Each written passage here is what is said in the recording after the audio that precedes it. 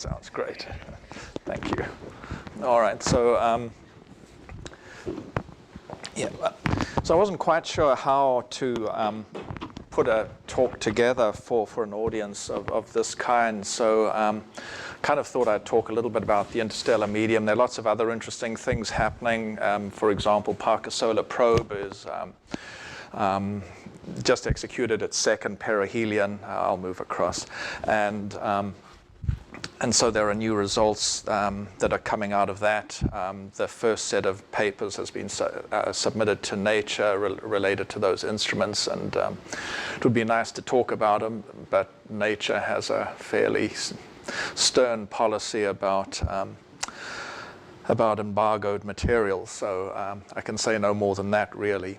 On the other hand, I thought I'd talk a little bit about the interstellar medium, and up until a couple of years ago, the interstellar medium was a distant, interesting place that was probed remotely, and for the first time we're beginning to make actual in situ measurements of at least certain aspects of the interstellar medium, and so that in itself is quite remarkable.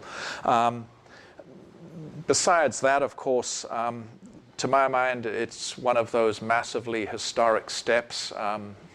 We've just celebrated 50 years since the first person landed and walked on the moon. And just a few years ago, we in fact celebrated or at least we entered the interstellar medium, humankind's first venture really and truly beyond the confines of the solar system or at least of the sun. In principle, the solar system extends a little further out than even the Heliopause. But in any event, the primary sort of physics determining the interstellar medium is not necessarily entirely solar anymore. And so this has been a really remarkable journey of some 42 years now, and I'm just, there it is, okay. And so I thought I'd start. Discussion first in the history of exploration. The most distant human-made object, NASA's Voyager I spacecraft, is in interstellar space. So this was at a press conference that I was fortunate to be part of. I was sort of the tame theorist who was brought in to confirm that the observations being made by Voyager I were indeed did indeed correspond to a crossing of the spacecraft into the interstellar medium. Ed Stone, for those of you who don't know, is an extraordinarily prominent, one of perhaps the US's most famous scientists. He has been the project manager, or not the project manager, he has been the PI on the Voyager mission since its inception in 1977. We celebrated his 80th birthday a few years ago, and he still probably walks faster than most of you in this room.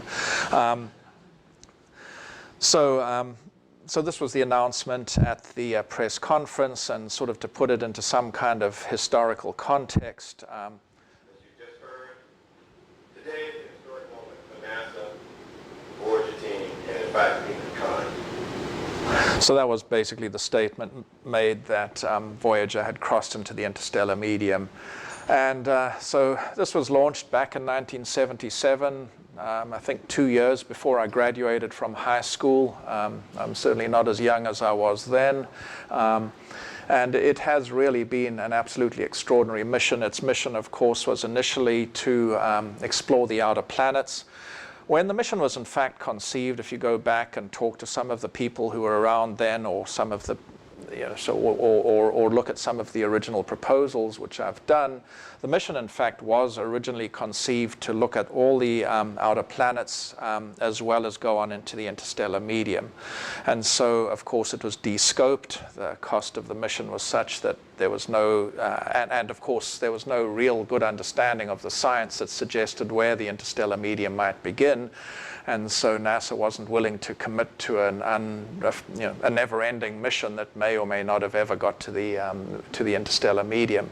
So instead, because of the particular alignment that happens, and I believe it's once every 120 or 25 years or something of the outer planets, a result discovered by by a graduate student working at JPL, possibly on a summer project, where he realized that the alignment of the planets, the outer planets, was such that you could take a single spacecraft or a pair of spacecraft in this particular case and go from one to the other and eventually culminate in exploring Neptune and Uranus.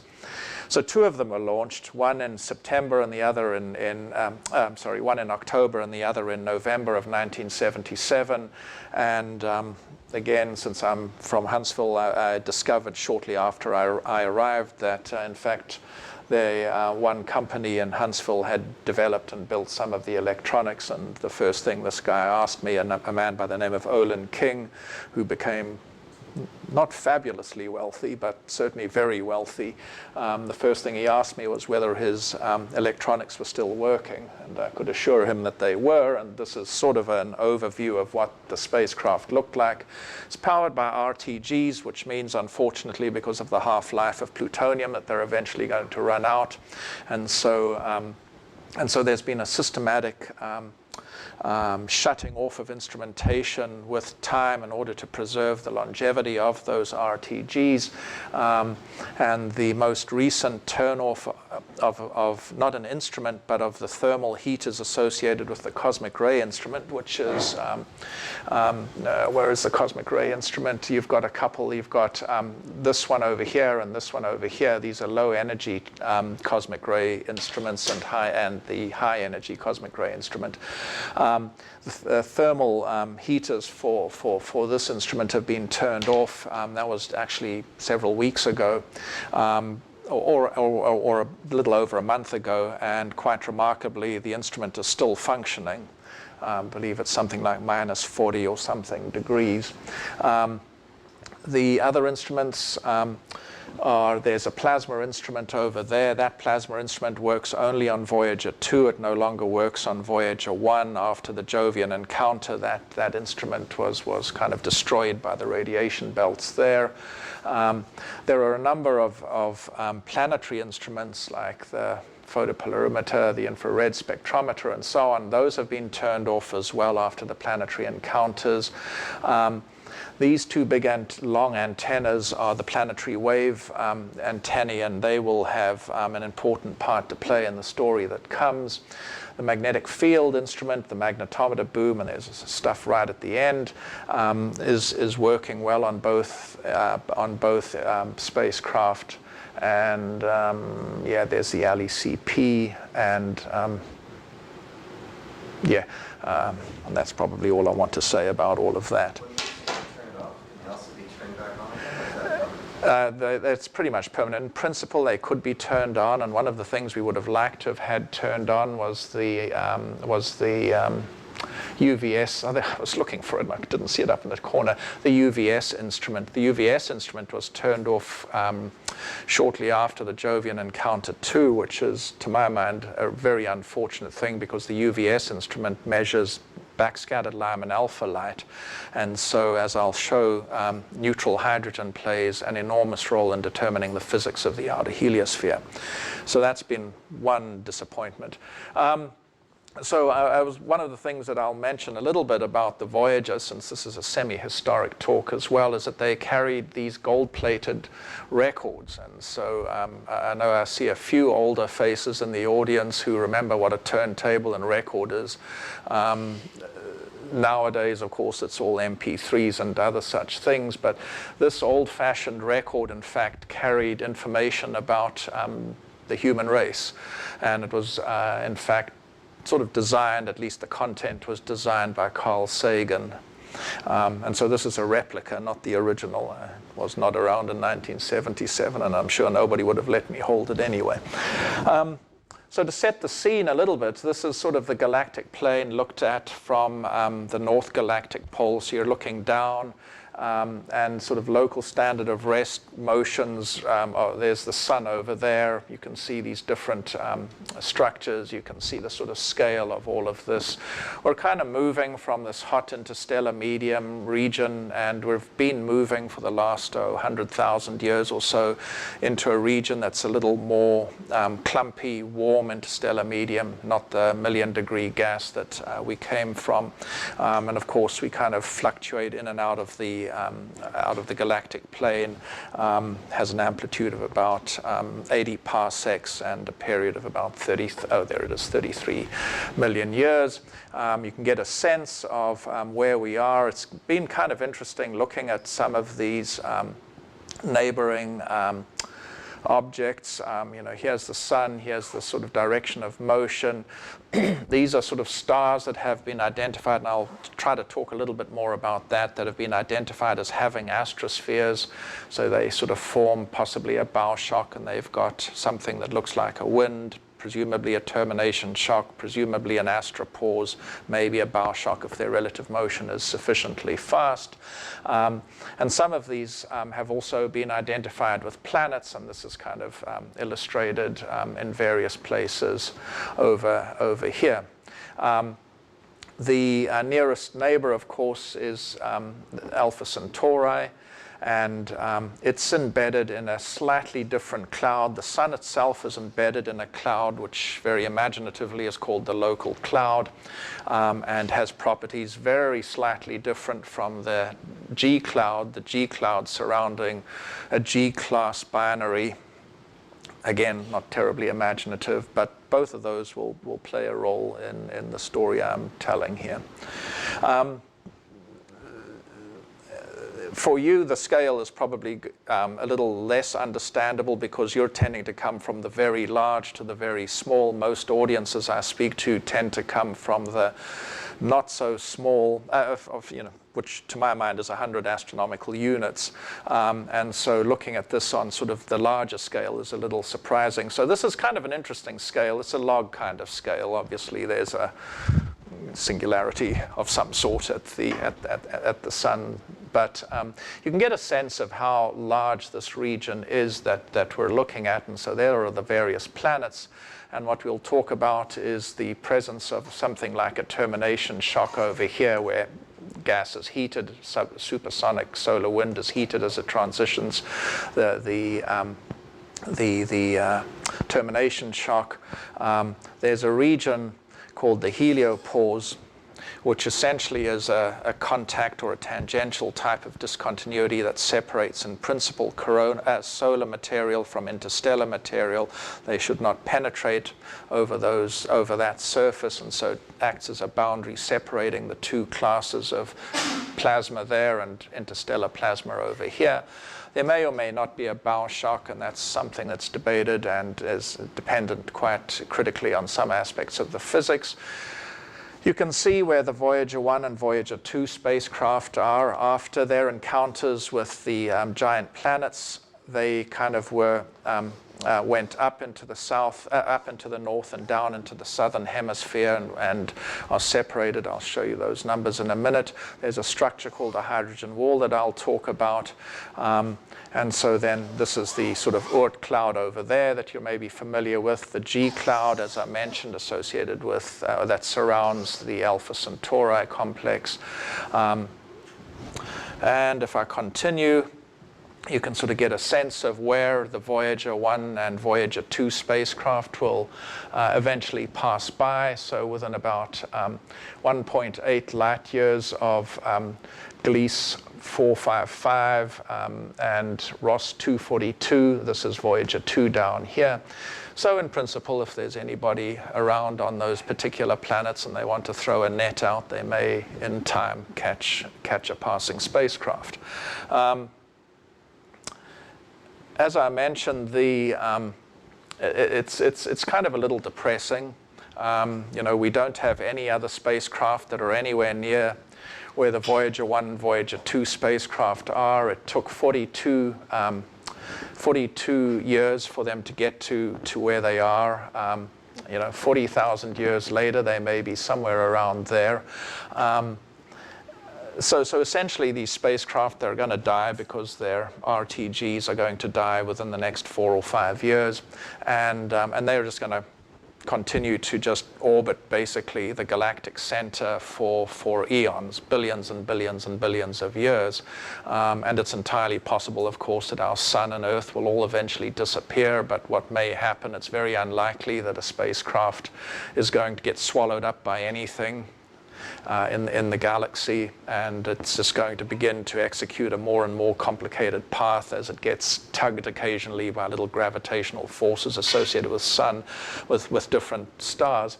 And so our legacy in some sense to the entire galaxy is these 2 spacecraft built in the late 1977s. And again, there are probably only a few of you in the room who remember the 1970s. As I said, 1977 was 2 years before I got out of high school. And to my everlasting shame, I do recall having a pair of trousers that had, this kind of baggy, I think we even called them baggies or something or other like that. So the clothing was, something to behold in the 70s. The furnishings, some of you may remember from your parents or grandparents, sort of had this attractive, plaid going with a green shag carpet. This, in fact, is actually the house at Gracelands in Memphis that used to be owned by Elvis. And it's about as tasteless a piece of house as you can possibly remember. I put this in here. I wonder how many of you know or remember what an 8-track cassette is? Yeah. Well, it's generally the older generation that kind of raises their hands, although I have seen some younger people mention. Actually, why I put that on there is that is the sort of data collection device in principle that's still working 42 years later on the Voyager 1 and Voyager 2 spacecraft. And this thing just has a piece of magnetic tape that just keeps going round and round and round, collects the data, and then every 8 hours or so sends it back to the Earth, and it's collected. But somehow or other, this little thing has lasted 42 years, and I defy any of you to actually produce a tape recorder and a tape that actually works after 42 years that was built by Sony or any of these other companies. But this guy is still going, really quite remarkable. So, okay, after 42 years, this trip is still continuing. Voyager 1 and Voyager 2, I mentioned Voyager 1 is in the interstellar medium, and just 6 months or so ago, Voyager 2 crossed into the interstellar medium as well. It crossed the Heliopause, and those papers are also submitted to Nature and in principle embargoed, but at least you can download some of the data, so I'm allowed to at least mention a few of those things. So just for reference, again, just to remind you, supersonic solar wind coming from the sun, termination shock, that decelerates the supersonic flow, turns into a heated subsonic flow that will tend to flow around this and down into a heliotail because the sun itself is moving at a speed of about 25.5 kilometers per second through the interstellar medium. There's a heliopause, as I indicated. This is like a contact or tangential discontinuity that separates the 2 species, the solar plasma species and the interstellar plasma. And then possibly, as I said, a bow shock. So the complication is whether this is sun's motion is supersonic or not. If it's supersonic, of course, it will produce a bow shock.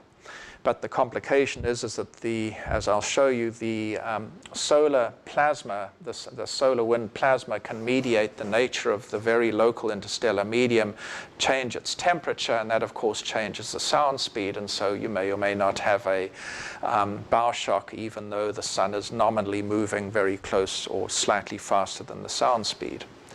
And there's another figure of that. All right, just some numbers. Obviously, they're the 2 furthest spacecraft from the Earth. Voyager 1, at least yesterday when I looked up the Voyager website to get that number, is at about 36 billion miles, roughly at 146.5 AU from the Sun. Voyager 2 is about 121 astronomical units from the Sun, so enormous distances, especially when you consider that Pluto is just 3.6 billion miles from the Sun. So you're 3 times further than that by far.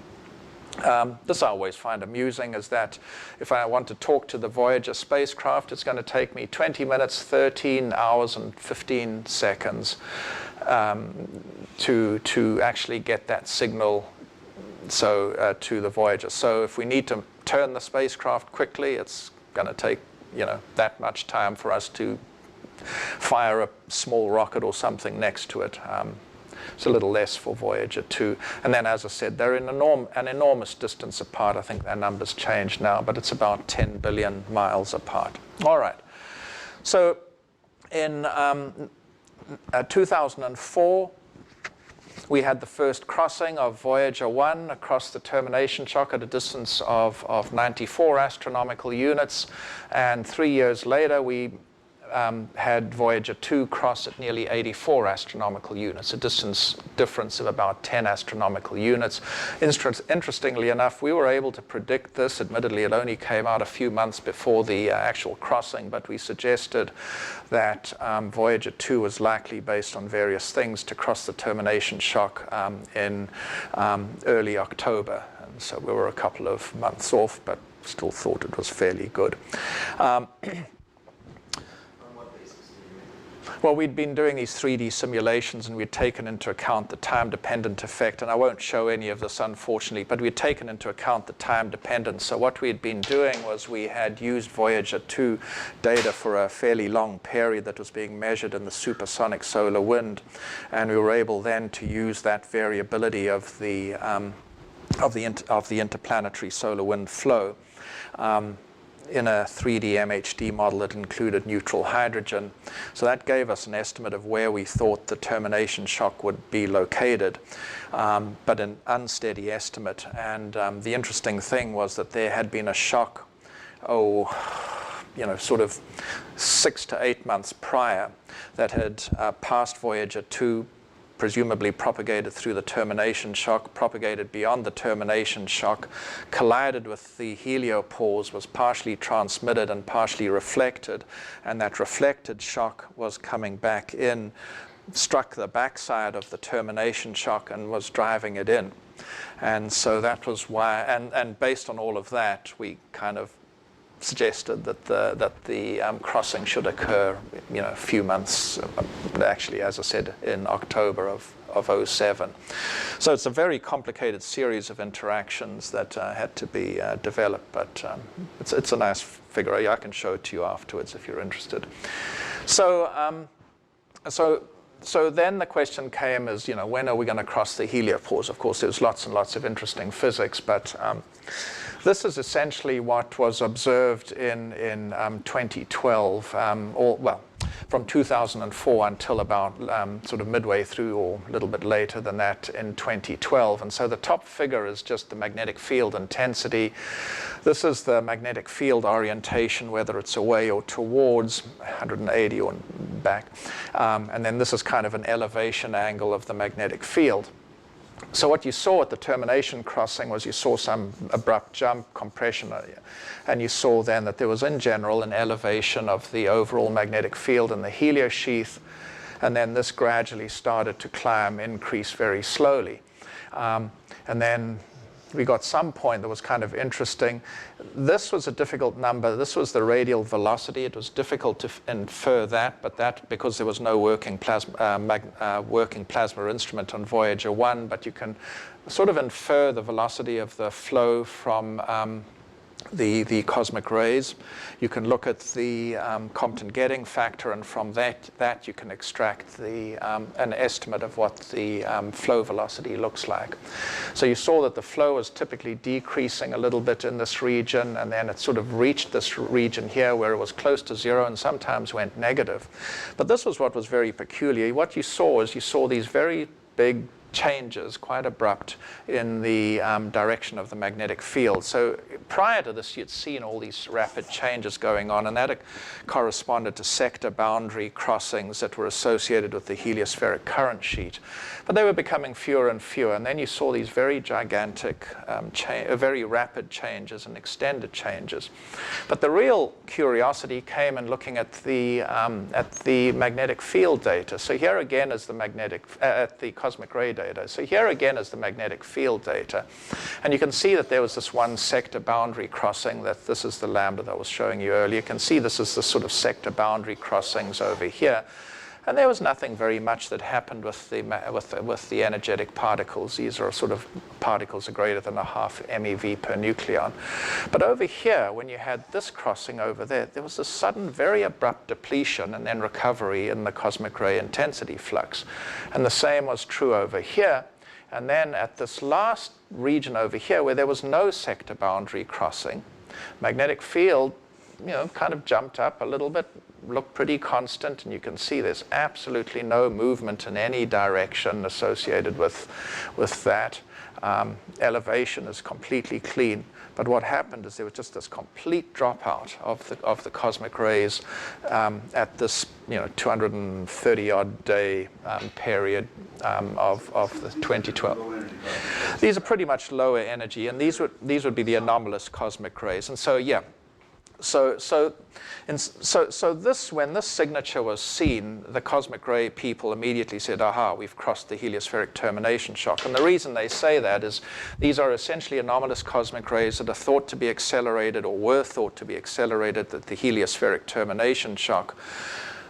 Voyager 1 observations didn't confirm that. In fact, the problem is more complicated, but nonetheless, it appears that the anomalous cosmic rays are still accelerated somewhere in the broader heliospheric region, maybe not at the termination shock, possibly beyond that via other mechanisms. The result, though, because the magnetic field is more or less perpendicular, because of this is the solar magnetic field. It's carried through into the heliosphere, across the termination shock into the inner heliosheath, is more or less perpendicular, and so cosmic rays are simply going to propagate essentially along those magnetic field lines, and so particles created in the heliosphere, not very energetic, so they don't have large gyroradii, so they're unlikely to scatter or be transported across this kind of confined region. And so you would expect then that all of the anomalous cosmic rays would be pretty much restricted to the inner heliosheath region. And so when you see this drop-off, you can say, aha, particles that originated in the inner heliosheath and heliosphere are not crossing out into the interstellar medium, and so that must be the heliopause, the boundary separating these two plasmas. You can even see there's a nice sort of exponential sort of disappearance, which you would understand from diffusive processes, which will have a characteristic scale length associated with the diffusion coefficient divided by whatever the velocity is. So that was all consistent. But it was this that really puzzled everybody. So there was then sort of a flurry of activity, and we claimed that we'd crossed the heliopause, but the magnetometer people, Norm Ness, my old boss, and Len Berlage said, perhaps not so fast. This is too strange and weird. Why would you expect the magnetic field to look like that? And so here's sort of a cartoon of what you might have thought would happen. You've got the solar magnetic field, which is this classical Archimedean spiral type of structure, the Parker spiral. And here's just some randomly oriented interstellar magnetic field. Now remember, it doesn't care in the least what the solar magnetic field looks like. So when the two run in, you might expect that there'd be a big difference in strength, for example, and certainly you'd expect there to be a difference in orientation. But if you go back and look, it doesn't seem to be very much at all.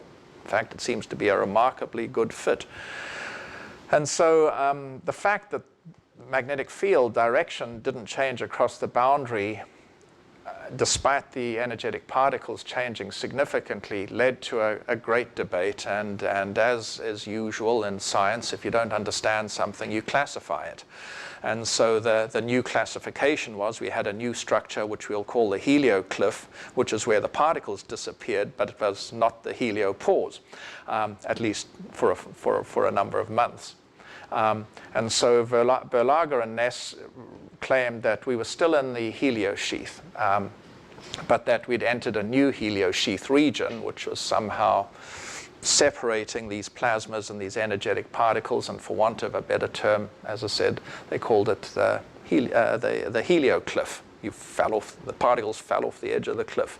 The magnetic field in this new region at the time was fairly strong, 0.4 nanotesla, and as you saw, very stable and didn't fluctuate at all. So that's where the sort of story stood until I got a phone call. I swim religiously, so every day come 12 o'clock, I just disappear. I don't care whether the presidents or provosts want to see me. From 12 to 2 is my time to go and swim and do whatever. And I make up for it by working all night, so if I can do it, so can they. So on the way to the swimming pool, I got a call from DongoNet, who is the PI on the plasma wave instrument that I pointed out. And he's a nice guy, and we got on well, but he was kind of terse that day, and he said, "Hi, Gary, it's Don." So I said, "Oh, hey, Don, how are you?" And he said, "Listen, I have a question. If I had told you that the number density was 0.08 that Voyager was measuring, where would you say we were?" So I said, "Well, there's no question you'd be in the interstellar medium." "Great," he says. "That's all I needed to know," and hangs up. So I still didn't know what was going on, but by then I was sort of getting a good guess. So this comes from sort of a simulation, I think, that we'd done in 2013. And so I've plotted it in a way that we don't conventionally plot, so that I can sort of give you, so that you can get a sense of just how large these sort of numbers are. So this is just the proton number density. This is at 1 AU, and I haven't plotted it in a log-log plot. In a log-log plot, this part of the curve would just fall off with a 1 over r squared dependence. So a log-log would just show you a nice -2 straight line. But then what it would also do is it would take this little bit over here, which is actually the heliospheric termination shock, and show that it looks like this quite large structure on a log-log plot. But in a non-log plot, you can see that the termination shock is really a very, very small bump on the whole thing, and at least in terms of the density. This is the inner heliosheath region through which Voyager had been traveling. And then this region, this part of the curve, in fact, is where the heliopause is. And so this is the interstellar medium under a variety of different number density assumptions. But you can see that there's a very large jump regardless of what particulars. This is a sort of supersonic, this is a just barely supersonic, and this is a subsonic interstellar flow. And you can see that regardless of which you're in, there's a large jump. So 0.08 is typically up there, and there's no way on God's earth that you can possibly get a 0.08 particles per cubic centimeter, no matter what size shock you generate back at the solar wind. I don't understand. So the velocity of the sun with respect to the ISM is fixed. Now you change the density, so the ram pressure changes. So how come the position of the shock is always the same? It's the ram pressure of the interstellar medium is almost negligible. Whether it's in this case, the flow velocity was on the order of 24.5, I think, kilometers per second that we used, and the number density here in the interstellar medium is sort of ranges from, I think, about 0.05 to about 0.14. So it makes virtually no difference. The only thing that changes in a very modest amount is the heliopause location. But it's a tiny, tiny amount. You change the density of the ISM by a factor of 3? Mm-hmm. Or is it just a tiny? So I'm confused. What determines the position of the shock then? It's primarily the balance of the temperature. So it's the ram pressure which is fixed. The shock, it's really the heliopause that's determined by the pressures, because the total pressure across the heliopause is conserved. Pressure. Yeah. And okay, I'm not going to worry about that on the right, although I may talk about it a little bit later. So what was it that DongoNet saw? So this is what their instrument measures. It's a plasma wave instrument, so it basically measures electrical fluctuations in the electric field. And so it was responsible, for example, way back in the late 80s, early 90s, for measuring radio wave emission inside that presumably, well, we think originated from the distant, from the interstellar medium as a result of shocks, but it also measures electric field fluctuations that are associated with locally generated Langmuir waves. And so what happened was that the instrument suddenly started measuring electric field fluctuations that were associated with Langmuir waves. So where did those Langmuir waves come from? Well, we'll see in a minute. So this event was overlooked. You know, the data comes in, but in the plasma wave instrument, it comes in much less frequently than the other data.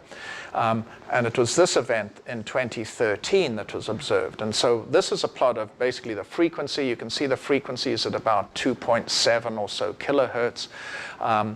And then the frequency relationship is directly proportional to the density, and so you can infer the number density of the electrons from that, and that was where that 0.08 number came from.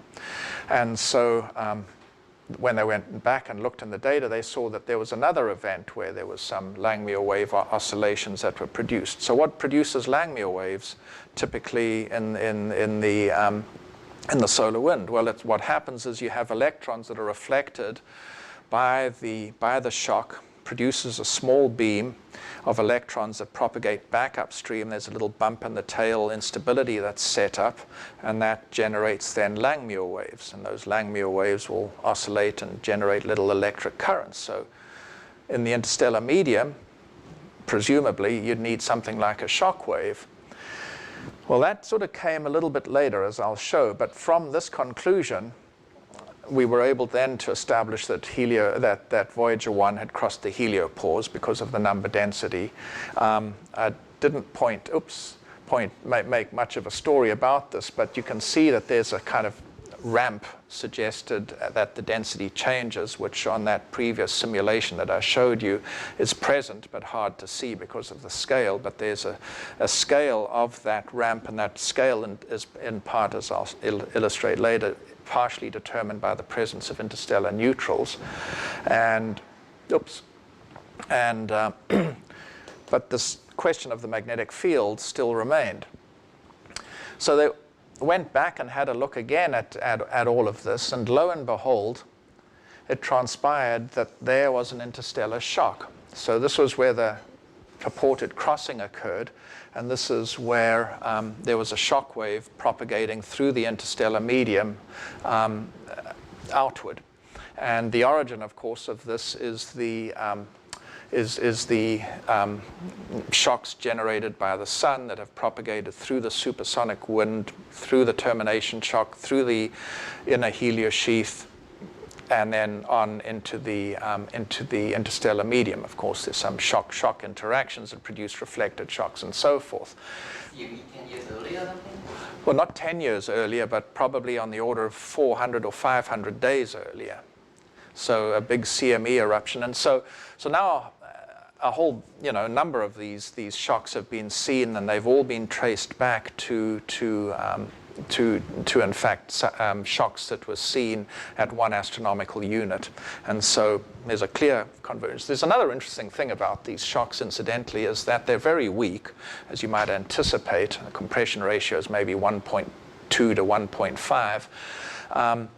But because they're such weak shocks, it transpires that if you look at the collisional mean free path for protons in the interstellar medium, that these shocks, which are extremely broad, hundreds of times broader than the corresponding shock you would see at the Earth in the collisionless solar wind, these shocks, in fact, are very broad, and the dissipation that controls the structure of the shock is due to collisions, not to collisionless processes. So essentially what you have is a weak shock, and it just gradually, as it propagates through, its steepening is counterbalanced by the dissipation produced through collisionless effects, heat conduction and viscosity in the interstellar medium. If the shock were much stronger, the collisional effects would not be sufficient to steepen, to develop, allow the shock to develop structure, and so you would then have to get onto smaller scales and introduce additional dissipation, which might be associated with ion reflection or something else. These are collisions involving neutrals. No, these are collisions involving so it's this proton-proton collisions, and I'll talk about charge exchange. What's the nanotesla in microgas? Because we're talking about So there's a 10 to the is it a 10 to the 4 scaling? So you just multiply 1 by 10 to the 4, I believe. So it's 4 microgauss, yeah. So yeah, so there's this whole shock at the time. You know, well, is it a shock or a pressure wave? And then we sort of established that collisionality was enough to do that. But in the meantime, the magnetic field was gradually unwinding and becoming more and more different from what it was back at the heliopause. And you know, in some respects, the argument that Balaga and Ness had put forward was in part because they didn't speak to those of us who'd been doing simulations. And so when we look back at our simulations, in fact, there was not a very large, given the orientation of the interstellar magnetic field that we knew, there should not have been a very large difference, in fact, between the, in crossing over from the heliopause, because effectively, first of all, the magnetic field is draped across the heliopause, and so it's somewhat aligned, and then because of the direction and the solar cycle, the fields were in fact as they should have been. And so what has been seen since is that draping has gradually undraped. I'm not sure if it's a word, but you sort of have it sort of relax back to towards its nominal interstellar direction. And if I have time, I'll talk about how you can infer the interstellar magnetic field direction. And then this is Voyager II, so that was Voyager 1 crossing this very curious plateau in the cosmic ray. This is galactic cosmic rays now, since we'd mentioned previously anomalous cosmic rays, and you can see the galactic cosmic rays are at a reasonably high level, and then they drop down, and basically the heliopause acts to screen some of those particles, and then the further sort of modulation in the inner heliosheath begins, so you see the inverse effect happening there. Now if you go on here, as I indicated, Voyager II crossed the termination shock late or midway through August or so of last year, and you can see that the cosmic rays in many respects behaved in a way that was very similar.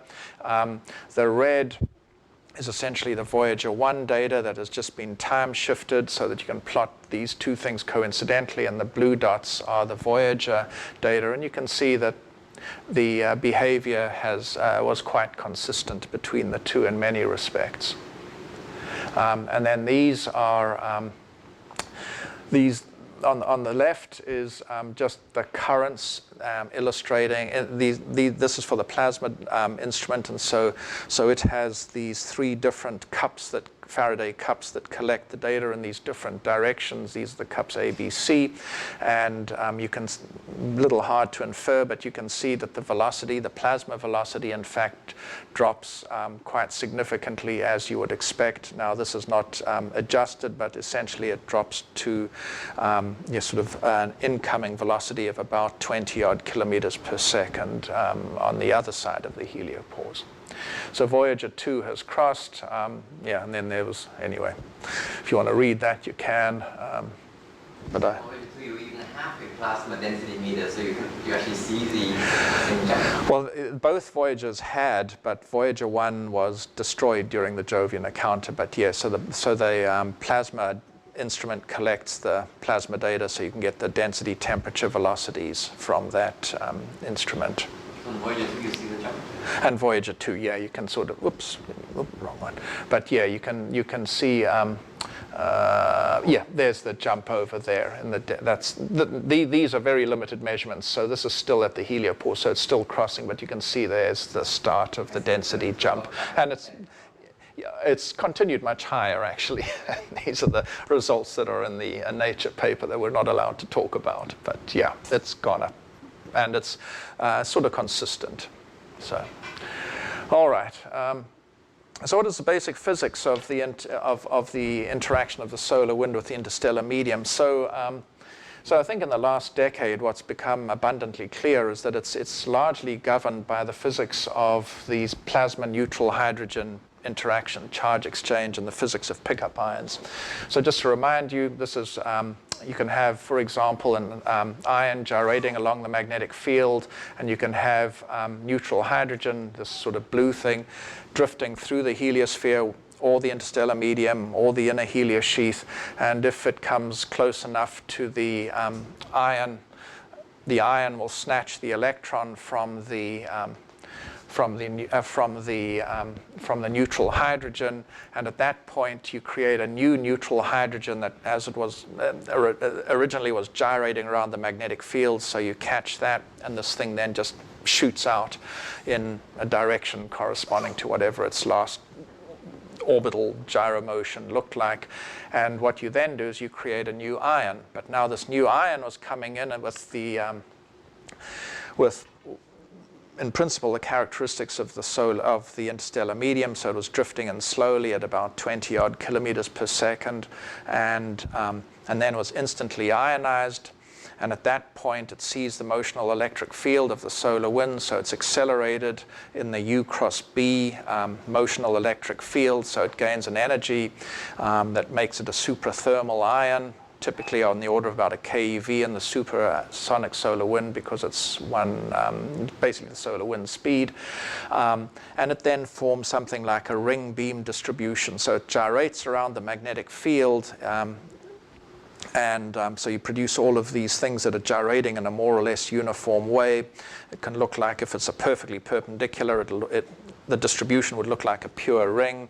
If the field were in a direction parallel to the to the flow direction, it would look like a beam of particles streaming along.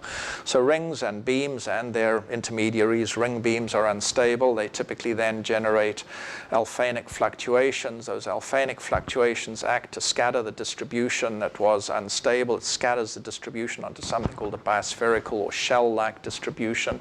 And so you then create a suprathermal population of particles that sort of surround a core, quite cold solar wind thermal plasma population. So you've got these two populations of particles, the cold solar wind particles, and you've got then this hot suprathermal population. If you look at the equilibration time, you find that they don't equilibrate in the supersonic solar wind or in the inner heliosheath, and it typically takes a good 70 to 100 astronomical units in scale before they're equilibrated in the interstellar medium. So for much of the solar wind, these are two populations that are somewhat distinct and not equilibrated. How do you go about modeling this kind of process? Well, it's quite challenging. The simplest approach would be to use gas dynamics or MHD to describe the plasma, but you've got to take into account the fact that you're adding new suprathermal particles and taking out thermal particles from this population. So you've got to have appropriate momentum and energy source terms. And how do you calculate these? So if you just take a look at the simplest possible problem, just treat it as gas dynamics, source terms, and the momentum and energy. How do you describe the neutrals? Well, you can describe the neutrals in a variety of ways, but underlying it all is basically a transport equation, that Boltzmann transport equation that describes the distribution of neutral hydrogen. You may or may not have to include forces. So if you're looking at helium, for example, neutral helium, when you come close to the sun, gravitational effects are important. So there's a helium focusing cone that's associated with it.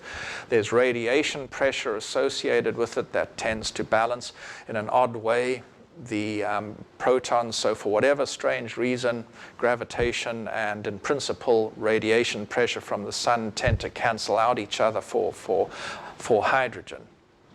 But time-dependent effects do come in.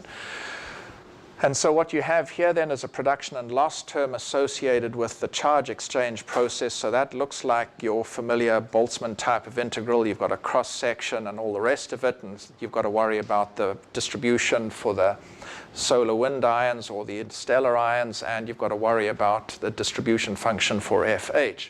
So if you're treating this and you've assumed this as your closure, you can either use a Maxwellian distribution for the protons, or if you want to be more elaborate, which we sort of have to for reasons again I won't go into, you can use a kappa distribution. So what you have to do is you have to couple these two two systems of equations and try to figure that out. So that's a non-trivial problem. This is an integral differential equation and not easy to solve, as you know.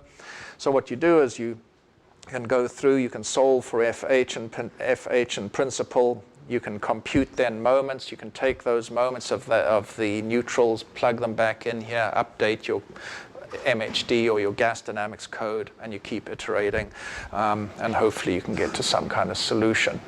So all of this can in fact just be done on the back of an envelope in some weird sense. You can sort of get a lot of the physics, and this is kind of how you can get at that physics, and I can run very quickly through it. So imagine a neutral hydrogen coming into this region. Bow shock, heliopause, termination shock, supersonic solar wind. This region is sort of hot close and cools as you go further out. Go through the termination shock. This region is hot. This is possibly a bow shock, but very weak. So you get some compression, some heating, and some divergence of the interstellar flows that interacts with that boundary. So imagine if you have a neutral that drifts through. Its typical temperature is on the order of 6,500 degrees Kelvin. It drifts through, crosses the bow shock. And suppose it then interacts with a proton, an interstellar proton that's been decelerated, heated, and diverted slowly. So the new neutral that you produce is similarly decelerated, heated, and diverted. So you get a slightly slower, decelerated, slightly heated neutral. So as a result of all of that, because of charge exchange on this distance, charge exchange, mean free path, I should have told you, is on the order of 60 to 100 astronomical units, and this distance is typically much larger.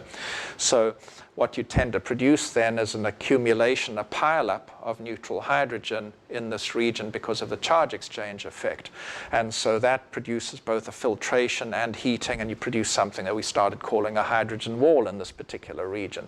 Now, if you get into this region over here, the charge exchange mean free path is on the order of 1,000 astronomical units. So virtually nothing is likely to happen, but something can do. If I go into the supersonic solar wind with my new neutral and suppose it just happens to have a charge exchange event occur, well, what do I produce now? Remember, the supersonic solar wind is moving radially outward at a high speed, 400, 700 kilometers per second. So if I have a charge exchange event, what I do is I produce that pickup ion I described, but the new neutral that I produced is a neutral moving radially outward at about 400 to 700 kilometers per second. It's called the splash component. And so you produce then a new population of neutrals going outward back into the interstellar medium, possibly. Let's see. And then something magical happens there. Okay, I want to talk about that.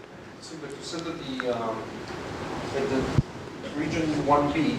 This one here. Yes. 1B, in between. You said that this region. Oh, yes, I'm sorry. So the optical depth is much larger than unity. So how many neutral atoms survive to the other side?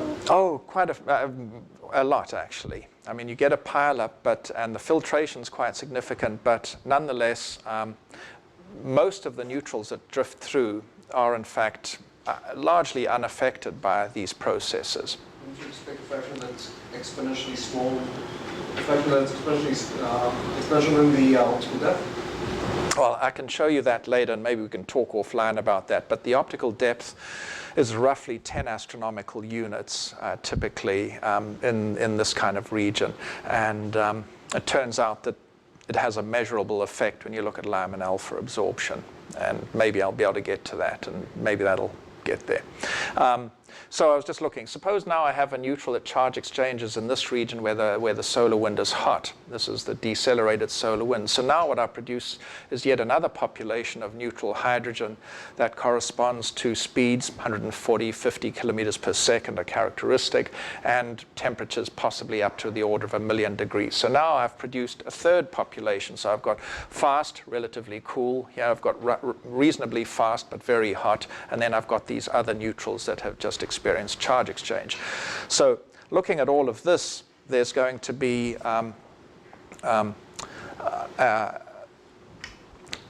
significant modifications to the neutral hydrogen population. So this one here now, this very hot neutral that I took and sprayed it back into the interstellar medium, for example, so that goes back in there and eventually is going to undergo a charge exchange. So with that charge exchange, now what I'm doing is I'm producing this very hot neutral ends up producing a very hot proton in the interstellar medium. And so the net effect is that despite having a heliopause that told me I can't communicate information about this fluid and that fluid, this effect of neutrals allows me to introduce an anomalous transport of heat and energy across the heliopause. And so as a result of that, this region of the interstellar medium becomes heated relatively gently, because it's a not massively efficient system, but it becomes heated nonetheless.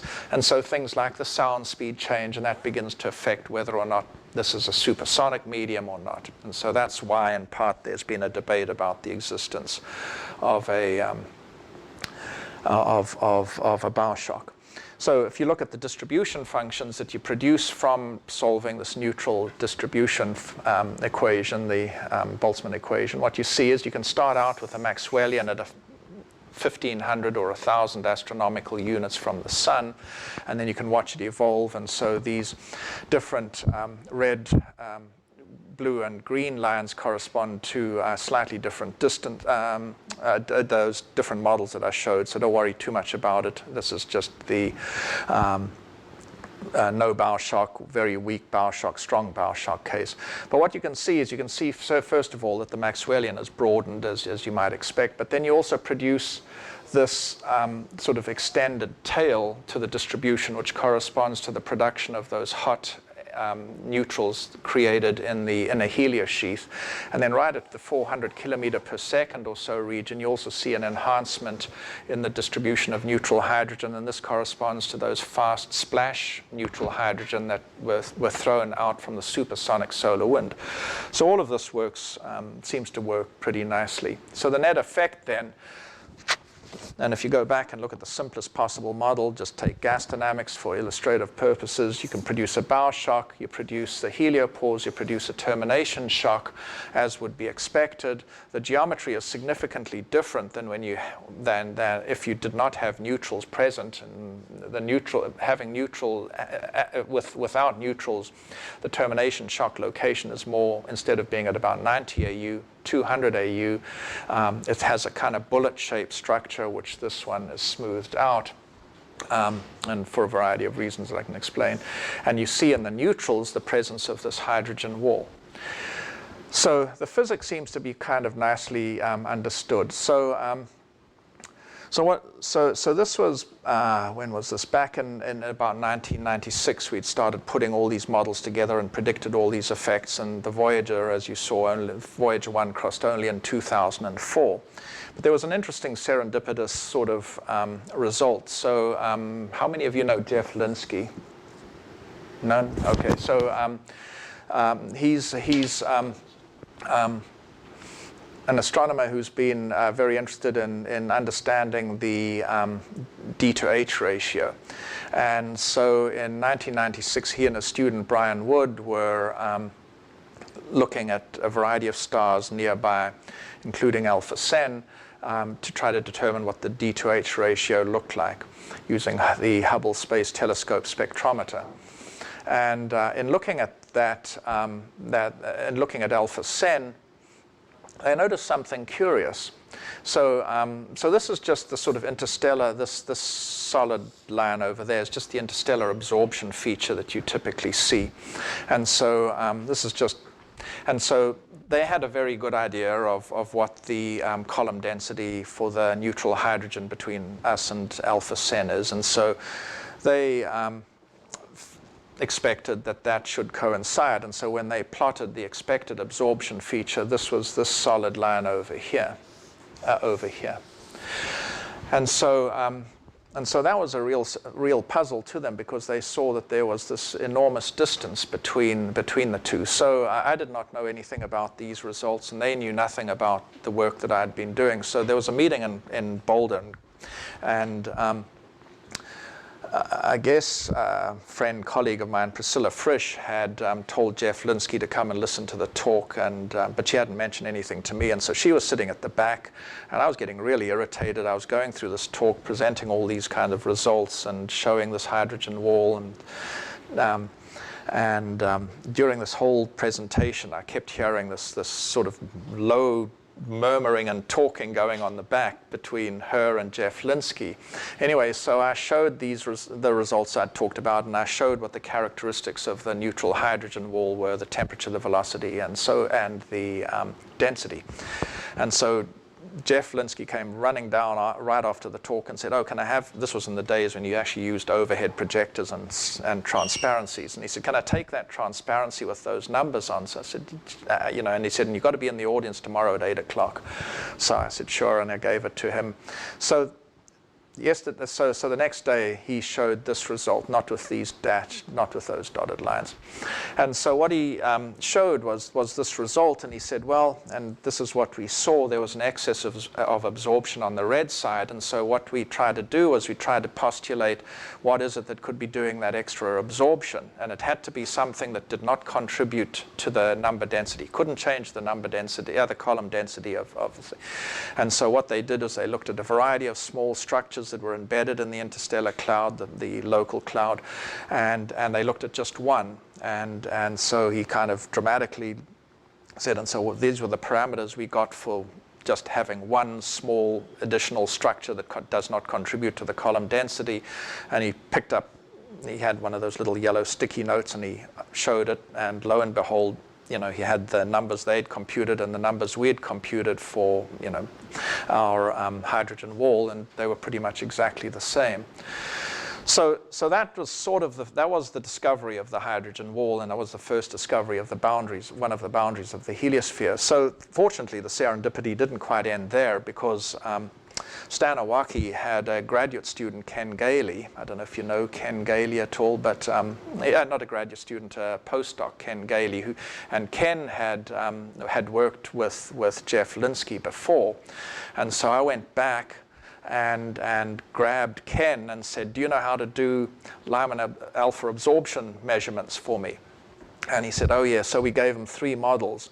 One a highly supersonic, one a highly subsonic, and one just an intermediate. And you can see that the 3 curves sort of bracket, and that little one over there was just the slightly intermediate. So theoretically, at least, we were able to predict that very accurately. And so this is kind of the story. I don't think I need to go through that for you. But that was the discovery of the hydrogen wall, really a pretty result.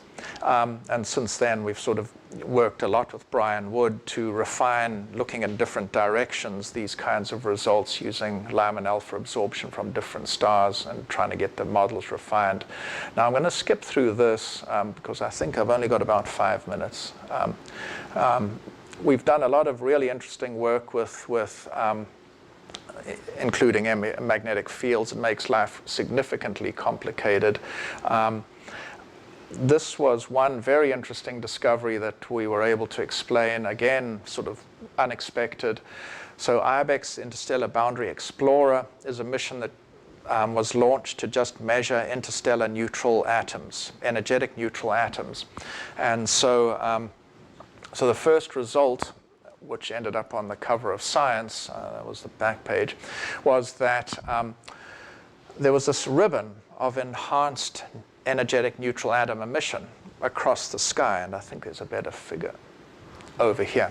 So this was the observation. You saw this enhanced ribbon of energetic neutral atom, and these energetic neutral atoms range in energy from about 0.4 keV up to about 6 keV. And you can see that it forms this very distinct band, and it doesn't have terribly much to do with ecliptic, with longitude or anything else. But if I go back, what it appears to correlate with, and this was again Priscilla Frisch, whom I had mentioned earlier, had noticed that one of our simulations, if you took the magnetic field that was predicted from one of the model simulations and you overlaid it with the IBEX energetic neutral atom enhancement, what you found was that it was orthogonal to the magnetic field very consistently. So that gave us then the idea of how this could be explained. It's essentially like a flywheel. So I mentioned those very fast neutrals that were produced in the supersonic wind that tend to go out in a radial direction. Well, imagine if they're going out in this kind of radial direction, or you produce energetic neutral atoms even there and produce. Well, you're sitting over here looking out. And so what will happen is this neutral will come flying out, and it will then see a magnetic, it will then be ionized for a second time, and as soon as it's ionized, it then goes into this kind of ring beam distribution, and it's rotating like that, and because of its initial orientation, it's kind of aligned with where it came from, namely the center of the sun. And so if that distribution does not get off, or the distribution doesn't broaden very much, what will happen is you can then have another neutralization of that pickup ion, and because it's gyrating like that, when you neutralize it, it'll come flying out in a plane that is essentially orthogonal to the field and in the radial direction. And so with IBEX you can effectively observe that. So if you go in and you do all the calculation in the appropriate way and take all of this into account, what you do then is you can predict exactly what you can see. And so this is the theoretical ribbon, and this is in fact what is exactly observed. So it turns out that turned out to be very, very nice. All right, I'm going to skip through all of this other stuff, which is very fascinating, and I was going to close with something that's a little more general, and that's, again, was a very nice result that was related to the alpha Sen observations that Linsky and Wood did, and this was work we did with Brian Wood. So one of the things you may not have seen, because I kind of went through it quickly, but if you looked on the blue side of that absorption profile, there also seemed to be additional unexplained absorption. And so what we thought at the time was, well, that must be suggestive of there being a similar hydrogen wall in the surround or upwind of the alpha Sen complex. And so you can model the alpha Sen complex. It's essentially two G-class stars. You can do a simple model for that, and you can compute what you think the hydrogen wall should be. And remember, it's embedded in in this G cloud, so you've got all those parameters. But what's really nice about alpha Sen is that Proxima Sen, a dwarf star, is nearby, and so it has a very different wind from what you'd expect from a couple of G-class stars. And so you can do a simple model of what a M-class dwarf wind would look like and how it would interact with its interstellar medium.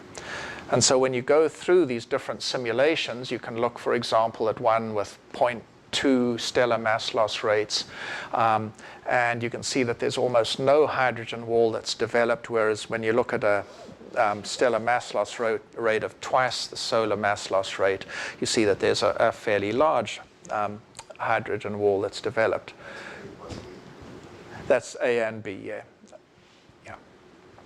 And so same sort of reasoning, you might expect then that there'd be additional absorption on the blue side. And lo and behold, when you go in and you take a look at this and you overplot the models and the observations, and so Brian Wood got time to look at Proxima Sen to make this Lyman alpha absorption measurement, and lo and behold, Proxima Sen is in red, and you can see that there's no absorption expected whatsoever, as might be anticipated. And in fact, if you look at the green line, that's associated with just interstellar medium absorption. So essentially nothing happened, which is consistent with what our expectations are of a very low mass loss rate star.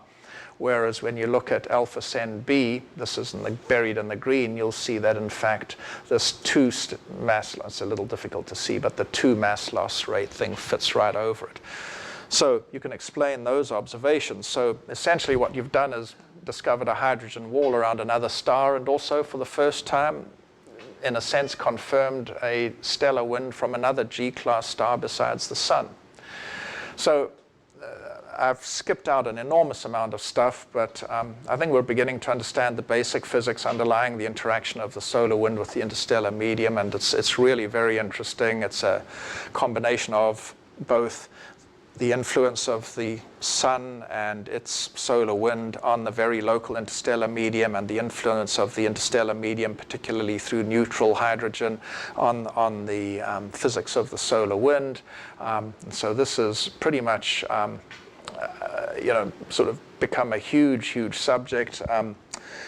my wife had an accident, early and bad accident in February, so I haven't been able to, but I've been trying to finish the book that I started about a year and a half before, and I had 2 chapters to go before she had her accident, but the book's at 1,100 pages, so there's a lot of interesting physics to go, but 2 chapters still to be finished.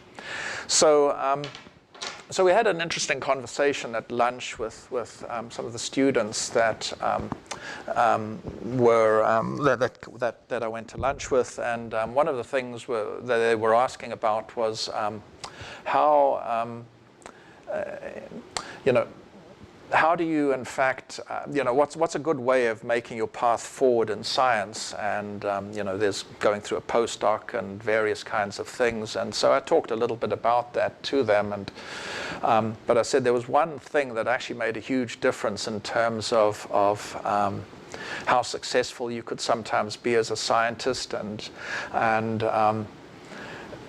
that is having views that may be a little bit different from others. So when I started this work back in 1996, I think I was still a young assistant professor, and this idea of this role of neutral hydrogen was still pretty controversial, and I was lucky enough to sort of be the sort of second person in the field, and the first person in the field who'd been working on this for most of his life was somebody in Russia, and he turned out not to be very happy to have somebody else working in the field, particularly somebody very young who had access to a lot of computers and other useful things like that, and could do some of these kinds of calculations at a level that was significantly improved over the past.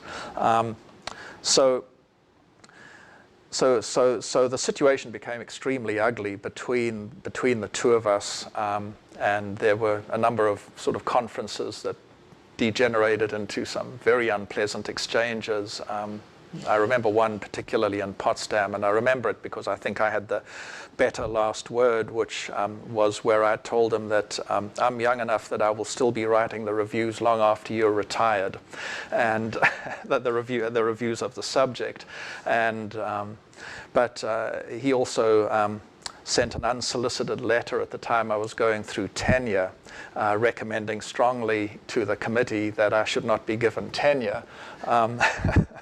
So it became extraordinarily ugly. But at the same time, what it did do was to put the work that I was doing squarely in the forefront of the space physics community, and I felt I was doing good work, and it's come to pass as such that it turned out to be pretty prescient. And so the lesson in some ways that I learned from all of that, as unpleasant as it was, is there's probably nothing better for your career than having a really good enemy. And this is this always brings to mind, you may or may not know, I know the younger of you will probably never have heard of Ma and Pa Kettle, which was a sort of series that was very popular in the US very long time ago. It's maybe a little dated, but let's see what you think. I figure 75% to you, Papa, and 25% divided between the 5 of us. CITA, Crowbar, myself, Tom, and the Ring. That makes 5% for each one of us. Billy, you're cheating yourself. If there's 25% divided among the 5 of you, that's 14% apiece. Oh, no, listen, Pa. I wouldn't cheat you. You know I wouldn't. Now, look here. I'll show you. I'll run this out here. Now, 25 divided by 5 is 5. You see, the 5 won't go into 2, will it? No. But 5 goes into 25 5 times, you see? You're wrong, Billy. Now, I'm pretty good mathematician. Now, 5 into 25, 5 won't go into 2, will it? No. But 5 goes into 5 once. Now, we didn't use the 2 before, so it's down here. Now, 5 into 20 goes 4 times. There you are. 5 into 25.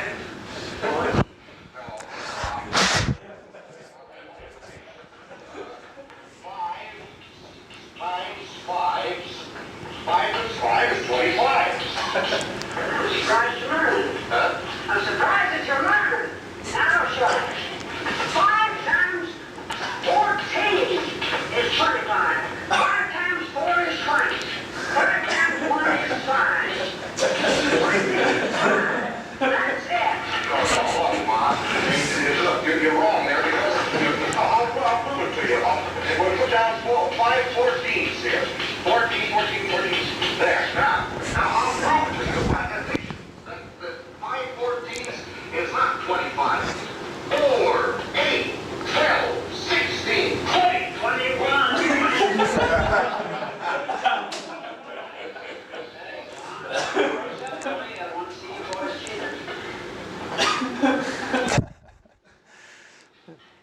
Anyway, so that's how science is sometimes done. So thank you. All right.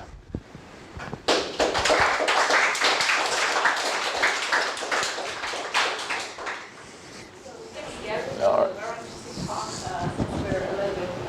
Yeah. Well, I mean, one of the obvious extensions of all of this would be to go and look at young solar-type stars, Yeah. which are expecting much stronger winds. Yeah. And what would you be predicting should be seen? So we've in fact done that. Brian Wood wrote up a couple of papers where he looked at, I don't think, I can dig up if you want, but I can show the figure.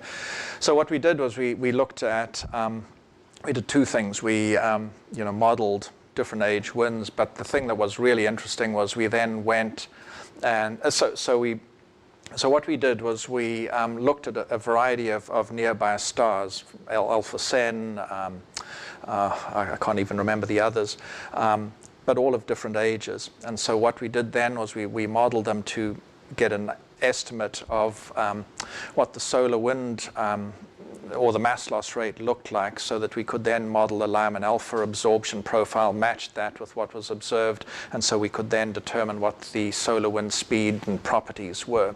So we did all of that, and we got this very nice kind of figure that showed, early solar stars had high speed winds, lower solar wind, older stars, and there's a kind of nice linear correlation. So we did all of that, and it's pretty hugely cited paper, I think, about three or 400 citations or something in a relatively few number of years. Since it's basically the only sort of quantitative analysis that's done that. So, we sort of were able to look at that and kind of, on the basis of that, suggested that somewhat old idea of the erosion of the Martian atmosphere, for example, would be consistent with a young solar wind and a very weak magnetic field for Mars. So there were a whole lot of things that came out of it, but... Were you able to get some new diagnostics out of this in the sense that there's a... part of wind theory should be, you measure magnetic fields as a function of time as Yeah. the star spins down. And, Yeah. Are you So- reading some things about So I haven't looked at that now in a while. We kind of went through a lot of that. We looked, so one thing that we did look at was, goodness, let me see if I can go back to it. Oh, I don't think I have it. I'm trying to remember which of the particular stars that we looked at that is very magnetically active. And I can dig it up in a bit. But in any event, we looked at that and looked at the mass loss rate associated with what we estimated from the Lyman alpha absorption profiles that was seen. And what we found, kind of surprisingly, is that the mass loss rate turned out to be lower for the magnetically active star than was anticipated, and I think conventional wisdom had it the other way around. And so, we weren't sure whether it was just a matter of the stronger magnetic field tended to inhibit, possibly, as rapid a mass loss rate as might otherwise be anticipated. So we kind of sort of looked at the whole zoo of things. We even looked at, some red giant models, some red giant winds expanding into partially ionized interstellar medium. That didn't have a great deal of effect. So that, yeah, but we've tried. We have looked in quite a lot of detail at both at observations and the modeling associated with that. But we've tended to sort of get buried in the sort of Voyager and IBEX data in the last sort of 5 or 6 years. And so the Voyager story will be coming to a close in the next few years? Yeah, sadly. It'll probably close down. You know, they're trying to push it through to about 2024, 25, but you know, whether or not, for example, the cosmic ray instrument stays on is unclear. You know, the magnetometer instrument is, you know, maybe the last to go. The low energy cosmic ray instrument uses quite a lot of power because it kind of has this little stepping motor which has been going for 42 years. Again, you know, I don't know what, we can't even build a dishwasher that lasts 8-10 years, but anyway, this little stepping motor thing has lasted 42 years because it goes and rotates the cup that measures. That may be the next thing to turn off because it uses a reasonable amount of power. But yeah. So the spacecraft won't actually get into the sort of pristine? No. You know, my estimates of where the pristine interstellar medium really is likely to begin is probably a good 100 AU from, so probably about 240, 250 AU would be where it begins. But the solar wind itself has a profound influence on the very local interstellar medium. One of the things that is quite interesting was shortly after the Voyager 1 crossed over into the interstellar medium, they were the magnetic field instrument was making observations of the magnetic field fluctuations, and much to their surprise, well, everybody's surprise, what they found was that the fluctuations were dominated by delta B parallel. So they were measured the mean magnetic field, but then they found that the fluctuations were delta B parallel, whereas, you know, everywhere in this solar wind, just about everything is transverse fluctuations, either Alfvén waves or structures. And so that was a puzzle, and so the only explanation that has been offered is one that we published last year, which is that you've got compressible turbulence in the inner heliosheath, and it basically it's like a drum, but from the bottom it bangs against the heliosheath, and the only modes that can be transmitted, given the plasma beta properties on either side, turn out to be fast mode magnetosonic waves, and so the delta B parallel presumably corresponds to that. So there's this enhancement in the interstellar magnetic field spectrum in this narrow region that Voyager 1 could measure, associated with delta B parallel. Well, so that is evidently, I think, a consequence of the transmission of fast mode waves, because otherwise we have all sorts of problems with our cosmic ray transport theories and interstellar turbulence models and everything else. Anyway, so now Voyager 1 has gone much further. It's a good 20 astronomical units beyond the heliopause, and so now what it's making measurements of is no longer delta B parallel. That's all vanished, and it's all delta B perp, and the delta B perp came in at more or less the same level as the delta B parallel. So the only explanation for that is one that we're writing up. As far as I know, the only explanation is that you've got an interesting mode conversion process going on. So what happens, and you can kind of show it, is that the delta B parallel couples to either a zero frequency. There are two ways to do this. You can either have delta B, the magnetosonic mode, correspond to an oppositely directed propagating Alfvén mode, and it generates a 2D vortical component, which would give you a delta B perp, or you can have a fast and a slow mode counter propagating, and it gives you a perpendicular mode. So I think that's what's happened there, but it's really quite fascinating how. So we've now, when we talk about the very local interstellar medium, I'd sort of suggested in a review that I wrote for annual reviews of astronomy and astrophysics, that book thing, that the definition of the very local interstellar medium should be that region of the interstellar medium that's affected by properties of the solar wind. So so basically you got this kind of fuzzy region surround, and I suspect it's true of any star or astrosphere most likely. So So there's a huge amount that we're learning, so very interesting. Okay.